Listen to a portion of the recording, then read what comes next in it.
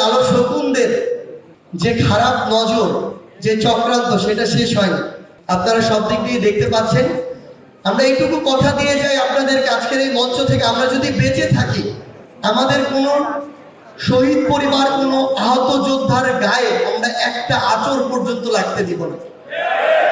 দিক দিয়ে চেষ্টা করছে আমরা যেন সফল না হই, এবং কোনোভাবে যদি আমরা ব্যর্থ হই, আমরা যারা এখানে রয়েছি কারোরই অস্তিত্ব খুনি হাসিনা রাখবে না।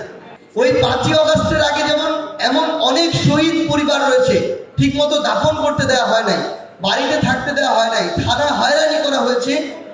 আবার যদি খুনি হাসিনা দোসররা আসে, একই কাজ করা হবে।